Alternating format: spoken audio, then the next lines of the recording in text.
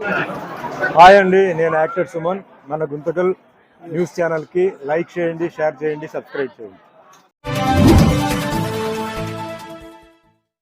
మన గుంతకల్లు న్యూస్కి స్వాగతం.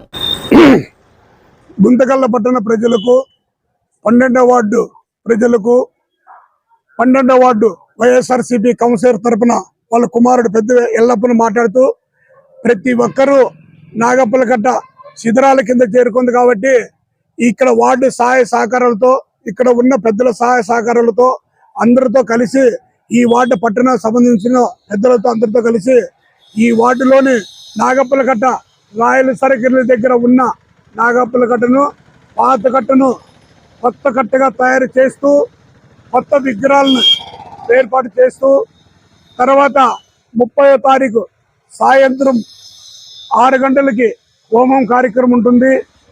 31వ తారీఖు పొద్దున ఉదయం 6 గంటల నుండి 10 గంటల వరకు పూజా కార్యక్రమం ఉంటుంది. కళ్యాణం వస్తుంటుంది, హారతి మంగళారతి ఉంటుంది. ప్రతి ఒక్కరూ వార్డు తరపున గుంతకల్ల పట్టణ ప్రజలు ప్రతి ఒక్కరూ వచ్చి పూజలో పాల్గొని విజయవంతం చేసి మధ్యాహ్నం 12 గంటల భోజన కార్యక్రమాలు ఉంటాయి కాబట్టి ప్రతి ఒక్కరూ పేరున పక్కన వార్డులలో అయితేనేమి టౌన్లో అయితేనేమి ప్రతి ఒక్కరూ వచ్చి ఈ విజయవంతం చేసి ఈ కార్యక్రమాన్ని భోజనం చేసుకొని పోవలసిందిగా కోరుకుంటున్నాము. ఇట్లు 12వ వార్డు వైఎస్ఆర్సీపీ కౌన్సిలర్ పెద్ద వెంకటేశ్వర గారి కుమారుడు ఎల్లప్ప. అందరికీ నమస్కారం. అందరికీ నమస్తే. ఈ గుంటకల్ పట్టణ ప్రజలకు ముందుగా శ్రావణ మాస శుభాకాంక్షలు. దాదాపుగా మాకు తెలిసి ఒక 40 ఏళ్ళు అయింటుంది మన నాగులకట్టకి చరిత్ర ఉంది.